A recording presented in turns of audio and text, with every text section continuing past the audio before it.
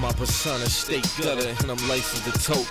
Twin Glocks, call me butter, cause I'm nice with a toast. I'm nicer than most. You joking till your life's on the ropes, with your spinal cord broke in a night.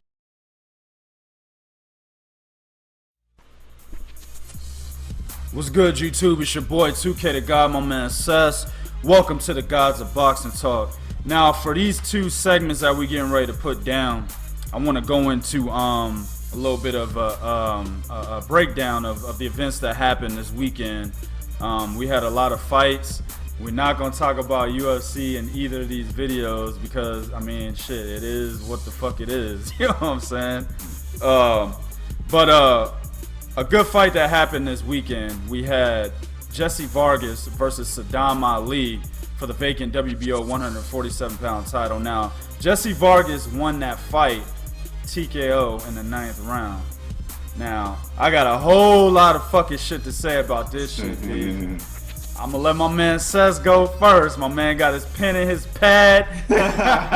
My man got the shit written down. Go ahead and take it, B. Man, all right. Well, first off, no surprise at all, you know, for me. Oh, really? So you have Vargas winning? Yep. Right. I thought when this fight was announced, the first thing I said was, I said to myself, I said, shit, Jessie Vargas gonna beat him. Now, I didn't know he was gonna beat him by knockout, but I definitely thought Jessie Vargas was gonna beat him. First off, I never was big on Sadam Ali. I was never big on him. I never thought he was that good. I thought, you know, he got a nice little style, you know what I'm saying? But the thing with Sadam Ali is I knew once he stepped up in competition, he wasn't gonna be able to hold his own. Word. And we seen that in this fight, man. A lot of what he was doing was just kind of amateurish, man. I mean, it didn't look like, to me, it didn't look like it was gonna work at all. Like his whole game plan, none of his game plan looked like it was actually gonna work. He landed some pretty good shots. You know, I think he buzzed Jessie Vargas at one point, but he never jumped on Vargas. He never switched up. He stayed doing the same thing the whole night. Now, the problem in this fight was Sadam Ali could never establish his jab. He could never establish anything defensive in the fight. The main thing he was doing, and I tell my brother, and I tell anybody that I train, I tell them this all the time. When you finish a combination, you never finish in front of somebody. You never throw 3-4 punches and then stand in front of them. Exactly. And here's what I disagree with Bernard, because Bernard touched on it, but Bernard Hopkins said that, you know, he was kind of, you know, moving after the combinations, and he wasn't. He was standing right in front of Jessie Vargas. Yep. And what would happen was he would let his hands go, and he would let his hands go, and instead of pivoting and moving to the side, he would let his hands go and take a step back. Yep. Well, what did Jessie Vargas do? He would step forward with his jab and right hand, or he would just step forward with a beautiful jab. And the evidence was on Sadam Ali's face and his eye. His eye was swelling up and everything because he was eating fucking jabs the whole night. The one thing that I do love about Jessie Vargas is I believe he has one of the better jabs in that division. He has a beautiful, quick ass jab, and he knows how to pop it off. Another thing that I seen that Sadam Ali was doing was he was standing in front of Jessie Vargas with no head movement. There was no up and down movement. There was no rhythm. There was nothing. When he did move, his movement wasn't fluid. It really looked like he was just unprepared for this fight. Wow. You know, it looked like he may have been taking Vargas lightly. He thought that, you know, he was gonna get in there and just beat Vargas easy because of his ability. But at the end of the day, Sadam Ali has no definitive identity in the sport yet. Yeah. He's still trying to find out what he does very good. You know, because he's making that transition from the amateur rankings to being a top prospect. And he's trying to find what's going to be his go-to, you know, and that's the thing with a fighter like, I hate to bring him up, but a fighter like Mayweather, he can do anything in the ring, but at the end of the day, he knows that if you you know, that if you jump on him like Maidana did, he'll fucking eat you up to the body. He can fight in the pocket. He can do all these different things. And Sadam Ali, and I know he's, like I say, he's not quite there yet. You know, and he's a hell of a long way off from being able to do that. But at the end of the day, man, this is where you start fine tuning those skills. Once you start stepping up in competition, you gotta know what works when you're in a real fight. You know, I will give Jessie Vargas his props because to me, he looked like somewhere in his training camp, somewhere along the lines, man, he's homing some of those skills. And he's changing up a lot of what he used to do. And I actually give him some props. He said after the fight, Max asked him about the power because Vargas doesn't have them. You know, I think he's got 10 knockouts on his record out of 20-something fights. Right. Well, this is a 10th knockout right here. Okay, yeah. Okay. And Jessie Vargas said, well, hell, the power, he said the power's always been there. I just didn't know how to deliver it. Right. And that's a great statement by Vargas, and I think it's extremely true. Whoever was training him in the past and whatever he was doing in the past wasn't showing that he actually packed a little punch in his right hand. Yes. You know, I think in his past fight, he was kind of content with just using that jab, popping that jab out there, getting off, you know, and coming with his combinations, coming with his right hand, but he never really just sat down on any of his punches. Word. Now, now the way that he's training is he's actually sitting down on his right hand. He's setting it up perfectly. And in this fight, he was actually doing different things. He was using a jab, and then sometimes he would jab. He would take a step forward and stay behind his jab. He would stand in the middle of the ring and box Sadam Ali, and then he would make it kind of a rough, kind of a dirty fight, you know. And man, Sadam Ali looked totally and completely out of his elements. Yeah, I mean, I 100% agree with everything you said, and I want to piggyback off of that last statement where you made about him saying that throughout his career he just didn't know how to tap into his power. Usually the problem with that, and you see that a lot with fighters that like to fight behind a jab from a distance, they use a lot of speed, and when you're more focused on speed, you don't really follow through on your punches 100%. So you're really in the back, and you're like, you're trying to get that motherfucker out there, and you come in like this, but you're not following through completely. So you're hitting and snapping it right back. So a lot of the power comes right back instead of going forward. So that's a lot of the difference that I seen in Jessie Vargas in this fight. It was the same punch that fucked Tim Bradley up in the last round of their fight, that looping right hand.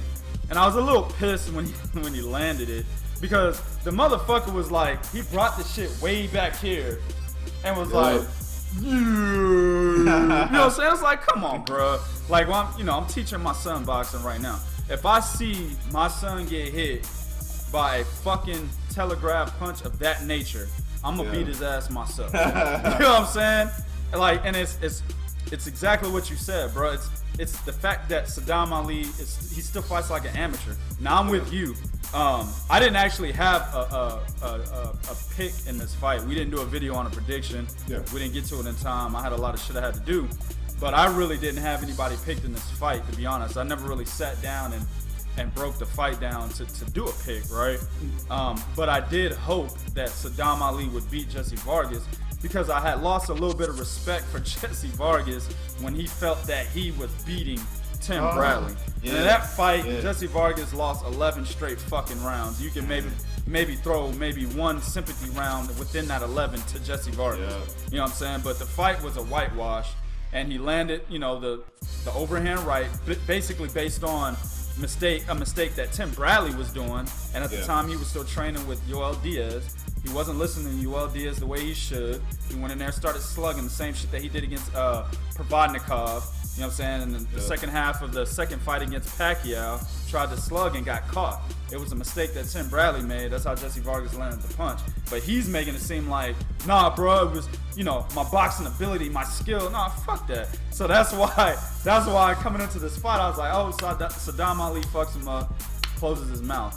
But deep down, I was like, Sadam Ali is still an amateur.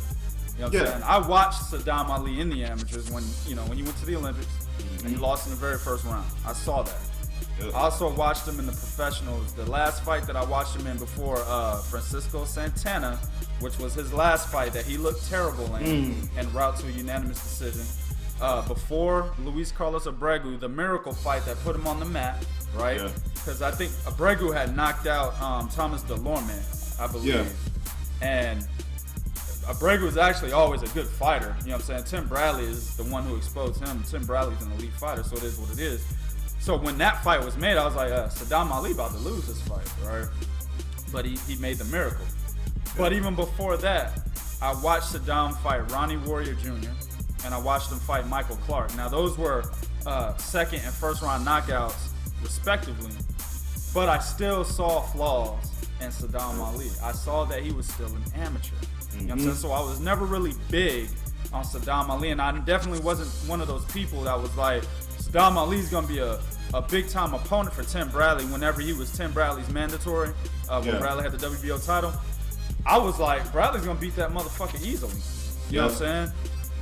So coming into this fight, I wasn't too big on him, but I still was upset at the way, like you said, he stood there and waited, and he allowed Jessie Vargas to get off. Now, while we were watching the fight, you know, my fiance, she's big on boxing, and she's learning how to watch fights and break them down as she sees it. Oh yeah. So I was like, you know, I gave her a little quiz, you know, so I was like, yo, after round 2, I was like, what does Jessie Vargas need to do to win this fight, right?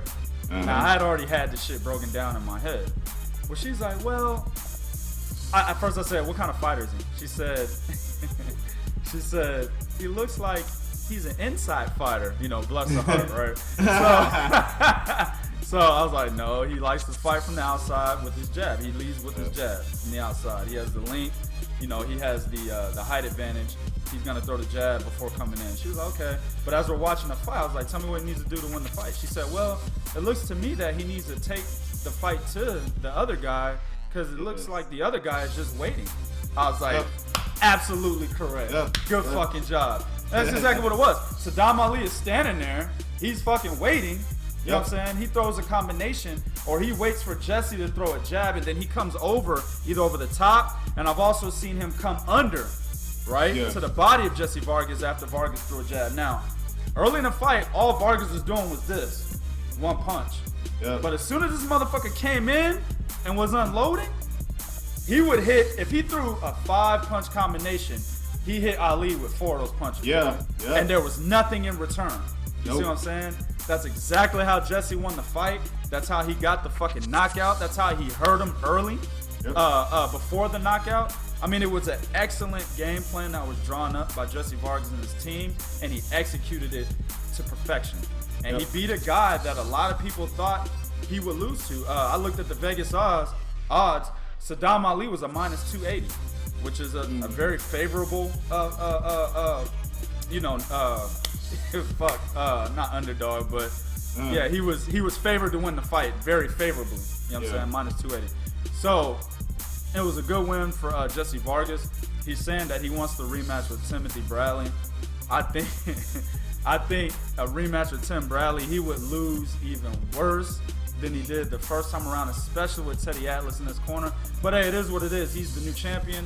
They stripped Tim Bradley of his WBO super status. So I think Tim Bradley is the mandatory now, if I'm not mistaken. So it is what it is. Let's make the fight happen. If Tim Bradley does beat Manny Pacquiao, and by the way, that fight is not for a belt. If he gets past Manny Pacquiao, I guess his next fight will be against Jessie Vargas, and it'll be an easy win for him, in my opinion. Yep. All right, next, let's talk about the main event of the same card. And that's going to be my motherfucking man, Luis Ortiz versus Tony Thompson. And that was a TKO, or at least a KO in the 6th round. Tony Thompson couldn't beat the count. Now, this didn't surprise me. And now what I want to do before motherfuckers start saying, oh, he picked a bum. Oh, they start their bullshit, B. Tony Thompson at one point in his career was one of the best heavyweights out there, okay? He beat everyone with the exception to Vladimir Klitschko. That's the only guy he couldn't get past, you know what I'm saying? And also, he was the only guy that knocked Tony Thompson out. Nobody else knocked him out. Kubrat Pull-Up didn't knock him out when he lost to him, okay? So Tony Thompson, at one point in his career, I'm not saying right now, but at one point in his career, he was one of the best heavyweights in the division. Okay? Yeah. Now, he's gotten older. He's 44 years old right now. He slipped against Kubrat Pulev. He slipped against Malik Scott. So he's moved from being one of the best to possibly a C, B- level fighter. Yeah. But see, what we got to understand is this. Nobody wanted to fight Luis Ortiz, okay? Luis Ortiz was in negotiations with like 6 different fighters for Saturday night's fight day, right? Yep. Everyone turned it down. Motherfuckers accepted it and said, wait, we want more money. Never mind, you're not giving me more money. I rescind my acceptance. You know what I'm saying? Damn. I mean, Alexander Ustinov wanted more money. Everybody he tried to get, Alexander Dimitrico, a guy that used to be a highly touted contender in the division, he's no longer seen as a big-time contender in the division. But even he wanted more money. And it's like, hold on, Dimitrico, you're not what you were 4 years ago. You know what I'm saying? You're trying to get back on the scene. This is a fight that will put you back on the scene. He didn't want it. So Tony Thompson was the only guy man enough to step up and say, well, I'll fight the motherfucker. So this is not Luis Ortiz's fault that this fight got made. You understand? All right. So another thing I want to clear up, I talked to a couple people already, and I already know motherfuckers are going to say in relation to Deontay Wilder, a fight with them, they're going to go off of what Max Kellerman said. Well, Luis Ortiz, he was getting caught coming in a lot easily, or too easily, against an aging, veteran in Tony Thompson. Yeah. People, you got to understand, Luis Ortiz is a very smart fighter. He's going to adjust his game plan based on the opponent that is in front of him, okay? Yeah. Luis Ortiz knew who he was fighting. He knew he was fighting an aging veteran that didn't have it anymore. He knew this. So what did he do? He went in there and did what he needed to do to get him out of there. Actually, he wanted to get him out of there earlier, thus why he was getting caught coming in, because he didn't give a fuck. Compare his game plan against a live dog and contender and Bryant Jennings, and then compare it to Tony Thompson. 2 totally different Luis Ortiz, and it's not because Luis Ortiz is aging or he's losing a step. No, he just didn't give a fuck because he knew Tony Thompson isn't somebody that was a threat. Yep. Mind you, if he steps in the ring with Deontay Wilder, he will not be walking in the straight left hands. That's what he was, or straight right hands. That's what he was walking into, right? Yep. He's not gonna be walking into that. He's gonna be more. His thought process is gonna be ready for him to receive the idea that he could be hit by a guy who can knock you the fuck out. Yeah. So with that said, he's gonna structure a game plan around that idea. That's the type of fighter Luis Ortiz is. So don't get it twisted just because you saw him getting caught by Tony Thompson that, he'll get easily knocked out by Deontay Wilder or he'll get easily beat by Tyson Fury. That's not the case. Yep. All right. Go ahead, man. What'd you think of this fight? Man, I absolutely agree. First off, I want to take my hat off to Tony Thompson, like you said. Yeah. He is he's an Asian veteran in the sport. He's been around the block a few times, and he's enjoyed a lot of success. Yes. And he's had some failures as well. But at the end of the day, Tony Thompson got in there with Luis Ortiz. Yes, he did. Something that nobody else wanted to do, and he picked himself off the canvas, I believe, twice before the inevitable happened. But at the end of the day, he was in there. He was trying. He was trying against Ortiz. Ortiz is just a very skilled, very hard-handed fucking heavyweight. Yep. And just like you said, Ortiz was getting caught, but there was a point in the fight where I do believe Luis Ortiz knew Tony Thompson couldn't hurt him. Yeah. He knew Tony Thompson couldn't hurt him, and he structured his game plan and made the adjustment that he needed to make in order to get the KO. And like you said, I felt like he could have knocked him out quicker. Yeah. And I felt like Ortiz knew he could have knocked him out quicker, and he was trying for it. And he ran into a couple punches, but at the end of the day, the minute the minute he snapped back into it, he got the knockout. Easy. You know, so man, Luis Ortiz he's gonna be a problem for anybody. Yeah. Like I said, he's gonna be a problem for anybody. I would have loved to have seen him against another heavyweight in the division, but it's not his fault. At the end of the day, it's not Luis Ortiz's fault. I do believe this guy will fight anybody. Yeah. Anybody that they put in there with him. Yeah. Anybody, no matter what skill level, no matter what ranking. I believe Luis Ortiz will fight them, and that's something that I can't say for other guys in some of the lower divisions. I don't want to mention any names, but but I definitely believe he will fight anyone, and that's what I'm liking about him right now. And I'm actually a fan of his. You know, I did start out as a fan of his. When you hit me on to him, 2K, we had our back and forth about him, but I'm actually starting to like him because I do see the skill level and I do see the raw, natural power that he does possess. I will say this. I do want to see a little bit more variety from him. Absolutely. I was ready to get into that. Okay. But it's a critique that I've made on some of the other Cuban fighters in a conversation that me and you have had, in the gym and things, talking about how some of the Cuban fighters can be a little one-handed sometimes. But I believe it's because their skill level is so fucking high, they can actually land their power hand at will. Yeah. So a lot of the times when you have that skill, it's kind of like, and I'm gonna bring him up again, YouTube. But it's kind of like Mayweather. Floyd knows he can land his right hand anytime he wants to land it. All he has to do is throw it. Because his skill level is so fucking high.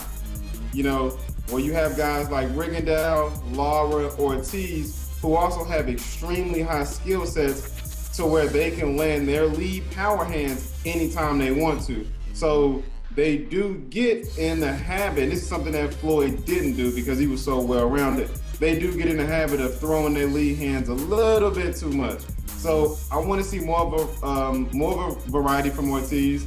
I just think he had Thompson figured out so good that he really didn't have to do too much, and man, woo, if you go back and watch that fight, that left hand was landing.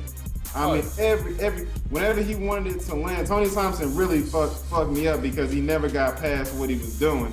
He would lean, whenever Ortiz threw his left hand, Tony Thompson would lean back with his head kind of turned to the side, and he would get hit on his equilibrium. Oh yeah, you're absolutely right. Yep. He got hit on the equilibrium every single time, and that was the first knockdown. Yeah, that was the first knockdown. Yep. And I was like, damn, if you're gonna lean back like that, you need to turn. Yeah. You can't lean back and just look at the motherfucker as the punch coming towards you. Yep. But it was something that he never made the adjustment to, and Luis Ortiz knew it, and boom, he popped him on that equilibrium every time he hit him. And as we seen, man, Thompson could not stay on his feet. Whenever he took a good left hand, he wasn't rocked. He just dropped every time. It's like I said in one of my favorite groups that I help moderate, man. There's 3 punches. There's 3 spots anyway that anybody with even just a little bit of power can knock out this motherfucker with the hardest beard, right? That is a shot to the temple, a shot right here, below the earlobe, the back of the jaw, and the motherfucking liver. Yes, sir. That's exactly where fucking Luis Ortiz landed his punches, was right here on the temple. So when you get hit here, your legs are the first. Automatic. You don't even feel the punch. No. Your legs go first. Then your head starts to throb. Exactly. So I mean, man, big things for Luis Ortiz, man. Big things for him. I want to see more of him. I want him to fight as much as possible. Because I do believe he is in his 30s. Yes, he's another one of the Cubans that's in their 30s. I think he has 36 with an extremely deep amateur background. I think he's over 300 fights. Right. Just another amateur man another professional that has an extremely deep amateur background. That's gonna be very hard to beat. Yeah, and I also said, I want to go ahead and clarify. I said this shit, bro. Right after the Brian Jennings knockout, I said Luis Ortiz will now go back YouTube and watch the fucking video. I said Luis Ortiz will now be the most avoided heavyweight in the division, and that's exactly what we're seeing with all these guys turning down the fight and him not having any choice but taking on a 44-year-old aging veteran. I mean, now this weekend also, Lucas Browne knocked out Ruslan Chagaev, a pick that I actually made. We just didn't do a prediction video, so I don't want to make it sound like a Monday, morning quarterback and anything like that. I did pick Lucas Browne to beat Ruslan Chagaev, which he did. He becomes the new WBA heavyweight champion, and Luis Ortiz is ranked number 2 in the WBA rankings. Now, I've been saying this again. YouTube, go back and watch the videos. I said that Luis Ortiz will probably become the fucking mandatory for the winner of Lucas Browne, Ruslan Chagaev. Now, Lucas Browne is a guy that he fought James Toney.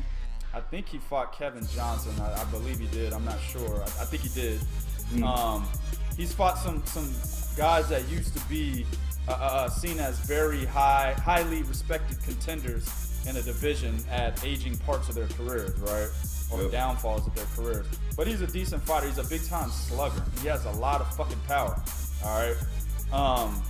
He seems to be a guy that doesn't care who his opponent is. He'll fucking fight him. So, my advice, if you are that dude, go ahead and give Luis Ortiz his shot then. Because I would like to see that fight, Lucas Browne versus Luis Ortiz. And I believe Luis Ortiz wins that fight. Luis Ortiz would become the new WBA heavyweight champion. And that will put him up there with the other big 2, because you've got what's his name? Tyson Fury and Deontay Wilder, they hold belts. You got Charles Martin. I'm not gonna call him a big 3. I mean, we gotta add him because he got a belt, but it is what it is. I'm gonna say the big 2 because I think Charles Martin is the weakest link. Even with Lucas Browne being the heavyweight champion, I still think Charles Martin is the weakest link of the 4 major belt holders. So I hope that fight gets made. Let's see what the fuck happens, man. You got anything else to add, B? Nah, man, that's it. All right, YouTube, we're gonna go ahead and conclude this video. Do what you do in the comment section will be real. This is real talk for real fans. 1.